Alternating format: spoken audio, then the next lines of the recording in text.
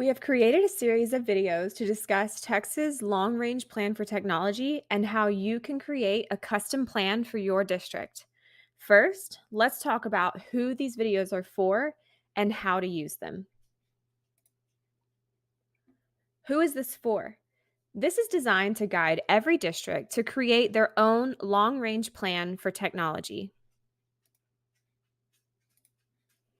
This can also be used to guide individual campuses and classroom teachers. Let's talk about what you will need to best utilize these videos. First, your team. Who in your district is a vital part of the technology conversation? How can you involve the necessary parties and decision makers? Second, bring your creativity. We all face new and evolving challenges daily as we do our best to serve our students. Our technological resources are important and exciting tools that create opportunities for us to think outside the box as we work together to plan for technology and education. Third, download the workbook associated with this module. We will be reflecting on what you're already doing, what you want to begin, and what your goals are. We will be talking about big ideas in these interactive videos. The workbook is a vital part of the process. See the link below to download your workbook now. What are some of the things you'll see in these videos? As we go, you'll see an orange box like this pop up periodically. These definitions will help expand on what we are discussing. You will also see this white folder. This is to remind you to check out the resources that help expand the topic being discussed.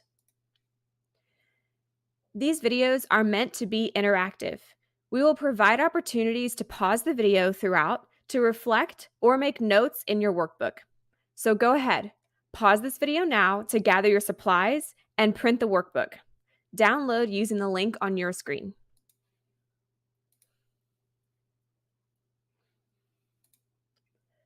What is the LRPT and how is it structured? The Long Range Plan for Technology, the LRPT, is an outline of strategic goals for technology in Texas and is intended to be used as a visionary guide to inform and influence educators as you make personalized decisions for your learners. The LRPT is structured into 6 strategic goals. Each strategic goal has 3 focus areas defined within it to help guide strategy creation. Each focus area is further broken down to include the biggest challenge, suggested actions, and short and long-term outcomes. The larger LRPT structure informs how to use these videos and how their resources are structured. There is one video for each of the 18 focus areas. This will allow you to watch the videos in order of what's most pertinent for your district.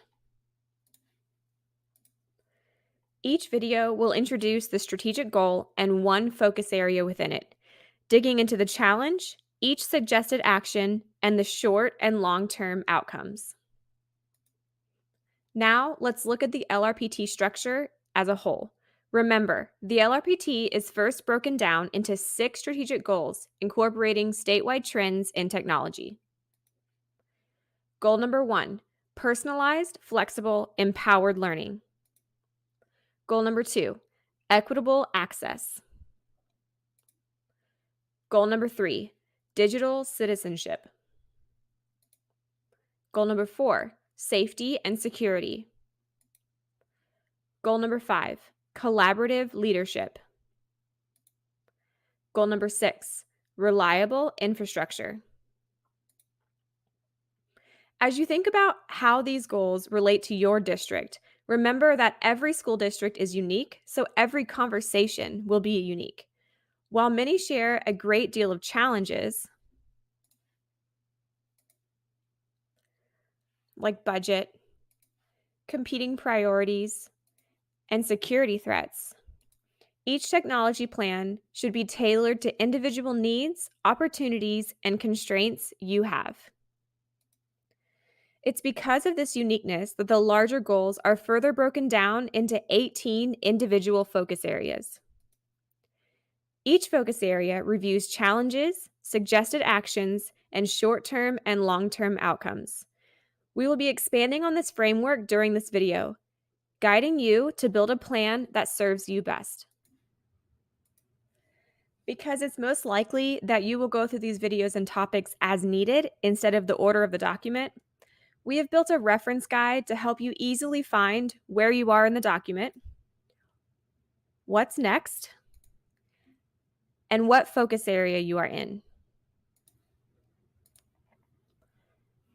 LRPT will be the first part of the reference description. Next, you will see the strategic goal listed as G, followed by the goal number 1 through 6. Then, the focus area will be highlighted as F, followed by the focus number within the strategic goal, 1 through 3. Lastly, the current section of the focus area will be listed. This could be either the challenge, indicated with a C, one of the actions, indicated with an A and the number, or the short-term or long-term outcome, indicated with either STO for short-term outcome or LTO for long-term outcome. Look for the reference diagram and reference notation in the corner of the slides throughout the video. The first of 6 strategic goals for Texas Long-Range Plan for Technology is personalized, flexible, empowered learning environment. Broadly, personalized, flexible, empowered learning means that students move at their own pace.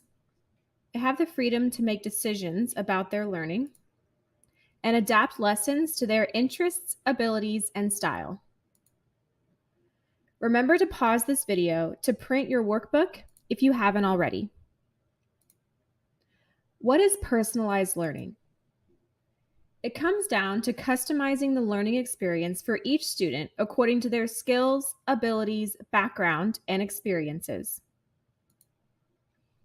Data plays a large role in creating this type of learning environment and can be used to present the right lessons at the right time for each learner. Because the approach and practices of personalized learning are highly individualized to districts and schools, think about ways you are already promoting personalized learning and how you can continue this practice. There are several vehicles to foster personalized learning, including data science tools, student-centered approaches, and professional development, giving educators the information they need to develop this environment. Check out the resources below for more information on developing personalized learning. Now that we have introduced the strategic goal, let's review the focus areas. There are 3 focus areas to help guide the realization of this goal. 1, student-centered and adaptive. 2, reimagined learning spaces. 3, data-driven decisions. Focus area number 3, data-driven decisions. Before we dive into the challenges and actions, let's take a moment to define a data-driven decision. What could be considered a data-driven decision? Simply put, it is using insights derived from data to inform better decision-making. Well-structured data can be used for things like designing lesson options or determining which students need additional assistance. Check out the resources below. Each district will use data in a different manner as you make decisions aligned with your unique district. That's why each focus area is broken down into the main challenge, action steps to be taken, and short and long-term outcomes to watch for. First, let's talk about the challenge of making data-driven decisions. Remember to download the workbook as a tool to collect your notes and reflections. We all know that analytics is beneficial to any organization, but without data management and governance, this tool becomes useless. How is your district managing your collected data? The amount of data that districts collect can be overwhelming and vulnerable if not properly stored and used. Storing data and the use of data are the two biggest factors in data management. How is your district storing and using your data? To zoom out a bit on this challenge, we first need to understand what analytics you are collecting. What data is your district actively collecting and analyzing? Now that we're reminded of how useful and vulnerable data can be, think about how we're storing data and what data will we collect. Take a moment to reflect on the current data management and governance in your district.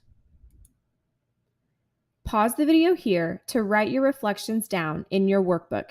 Having this clearly stated will help us make decisions aligned with your district's values. We know the challenge. Now let's think about our first action. Action number 1 is to collect important and useful data through a student information system and other secure data management systems. First, let's reflect on what important and useful student data is.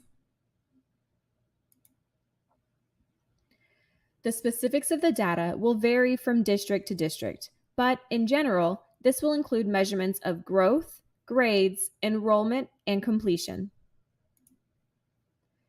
As you determine what important and useful data looks like for your district, keep these things in mind as well.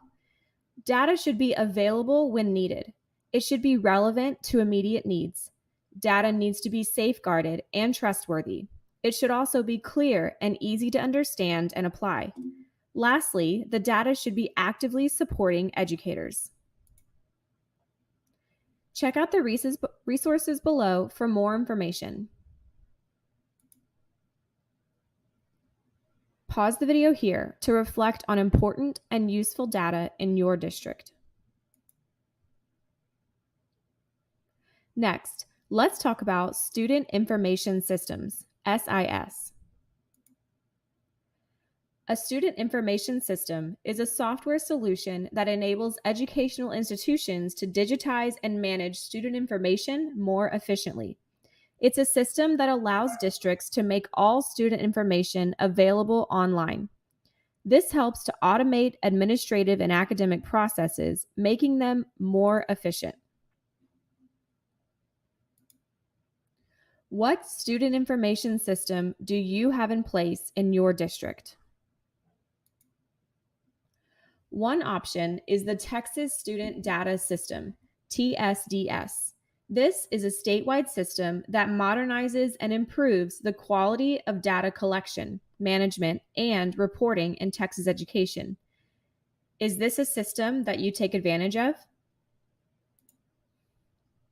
Pause the video here to write your reflection on student information systems in your workbook before we move on to the next action. Let's move on to action number 2. Action number 2 is to provide robust, real-time data with relevant, actionable information. What actionable information is included with your data? In previous slides, we reviewed important indicators of valuable data, including ensuring data is available, relevant, secure, clear, and supportive. Data that meets these standards also ensures that the information being collected is actionable. Actionable data is information that consistently leads to improved decisions. It's the data that allows your district to take action. The main goal of data collection is to ensure that we are turning raw, unfiltered data into actionable data that drives insight. Actionable data allows teachers to engage with their students individually and inform teaching and decision-making on a personalized level. Pause the video here to use your workbook as a space to reflect on what actionable data is included with the information you regularly collect.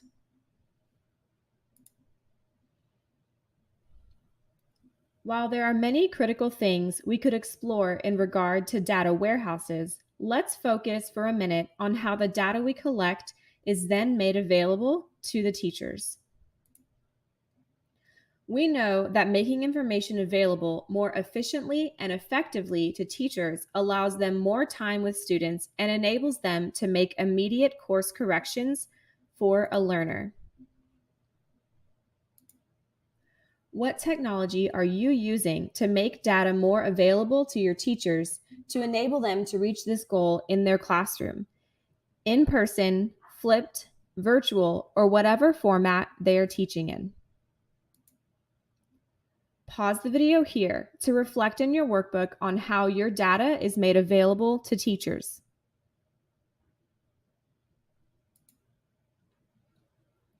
We know that more intentional time with students and the ability to make dynamic course corrections for students is a focus of data storage and use.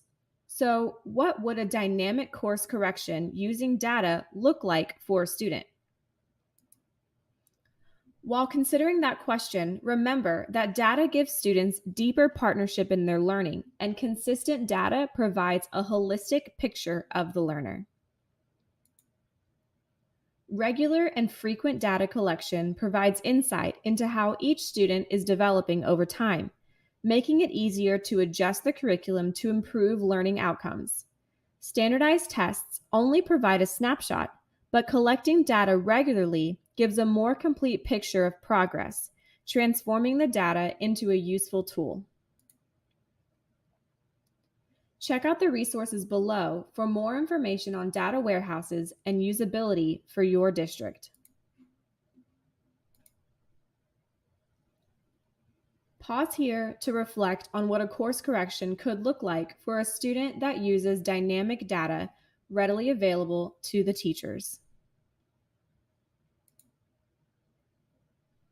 Now, let's move on to action number 3. Action number 3 in the goal of data-driven decisions is to create a strategic plan for data use. What is your strategic plan for data use, and how are you using it to drive decision-making?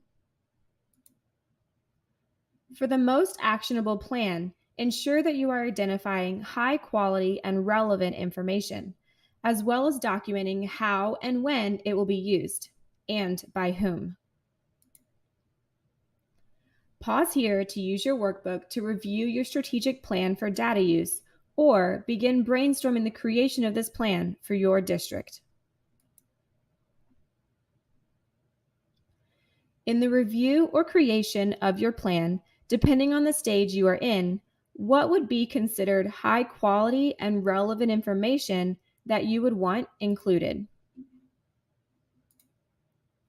Consider the ways we have described quality data earlier in the video: available, relevant, secure, clear, and supportive. Once you have a clear picture of what high quality and relevant data you would need in your plan, then begin to outline how and when this information will be used and by whom. Pause the video here to note in your workbook what data will be your focus and how it will be used.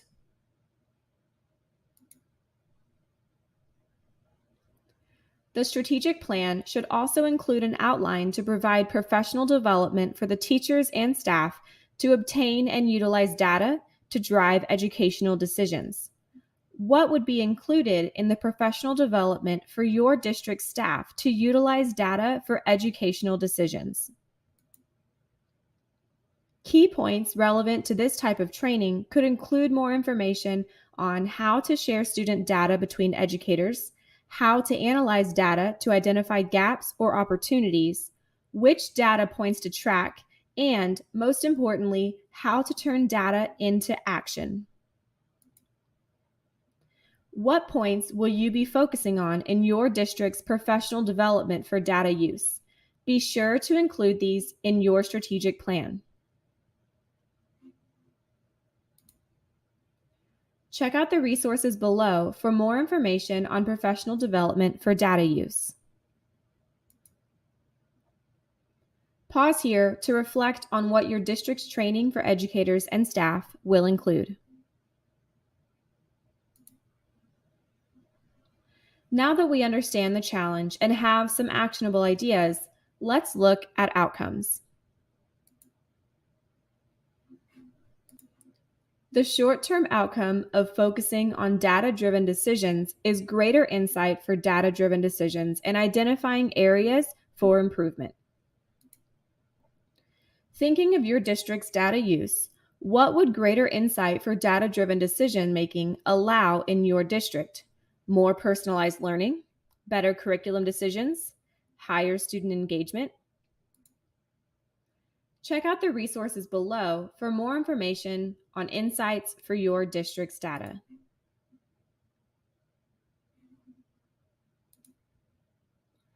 Pause here to reflect in your workbook on what goals greater data insight would help your district achieve. Lastly, let's review the long-term outcome. The long-term outcome of this goal is efficient use of time, resources, and improved instruction to students through informed decisions and increased data quality throughout the organization. Increased data quality speaks to the overall condition of the data being used. Look for the quality markers similar to what we have been discussing in this video: available, relevant, secure, clear, and supportive. As we wrap up this focus area, remember that outcomes are better reached when they are clear. Reflect on these two questions. What does a more efficient use of time and resources look like for your district? What does improved student instruction look like? Check out the resources below to support your long-term outcomes. Pause here to reflect on those questions in your workbook. We've covered everything for this focus area. Now what? Continue to reflect on what you are doing and what you have done in support of this focus area. What obstacles and successes came to mind during this video? Who else should be included in this conversation? Find your team. Who is needed to move this focus area forward? Use your workbook and the provided resources as a starting point for a larger conversation around this goal. Start with action 1 and work with your team through each action step to make this a sustainable and customized plan for your district. The ideas you're writing in your workbook will be the material you use to build your district's LRPT. How will you use this reflection process to inform your plan? Lastly, write a short summary statement for this focus area. How would you summarize what you've done and what you need to do for this focus area based on your work so far? Pause the video here to write down your summary statement in your workbook.